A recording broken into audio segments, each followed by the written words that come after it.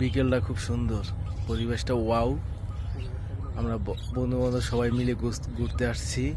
আমাদের সাথে আজকে আছে এই যে হুমায়ুন। হুমায়ুন, বলো তোমার কি অনুভূতি, কি ঘুরতে এসে কেমন লাগতেছে?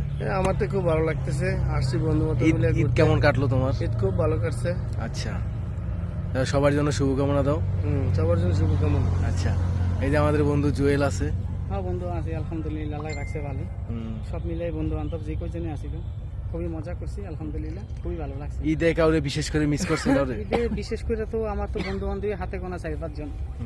সানি আছে, গোলাম নবী আছে, পরে জসিমে আছে, আর মোফাজ্জলের কথা তো না বললেই চলে না। ঠিক আছে, কি কমু ওর কথা, 1.5 ঘন্টা দাঁড়াই রইলাম ওর জন্য, আর কোনো খোঁজ খবরই হইলাম না। যাক, শেষ পর্যন্ত আসলো না, এটা খুবই শেষ পর্যন্ত দুঃখজনক। আসলো না, খুবই দুঃখ। আচ্ছা, ইয়ারোশান তুমি কিছু বলো।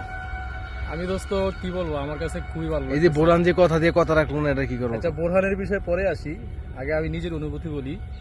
এটা হচ্ছে যে আমরা তো ঢাকা শহরে সবসময় ব্যস্ত সময় পার করি, তো ঈদে আমরা বাড়িতে আসি মূলত বন্ধু বান্ধব যারা আছে সবাইকে নিয়ে এনজয় করার জন্য। তো কালকে আমরা খুবই মজা পেয়েছি। কালকে আমাদের বন্ধু হুমায়ুন ছিল না, তো কালকে হুমায়ুনকে আমরা মিস করেছি, এই জন্য আজকে হুমায়ুনকে আমরা সাথে করে নিয়ে আসছি। আর বোরহানের কথা আর কি বলবো, ওর বিষয়টা আমরা সন্ধ্যার পরে দেখতে আমাদের আড্ডা যখন শেষ হবে আমরা গিয়ে এটা আশা করি লাইভ দেখাবো। ইনশাল্লাহ ইনশাল্লাহ। ঠিক আছে, ঘুরতাছি, খুব সুন্দর পরিবেশ। সবার জন্য বেস্ট অফ লাক।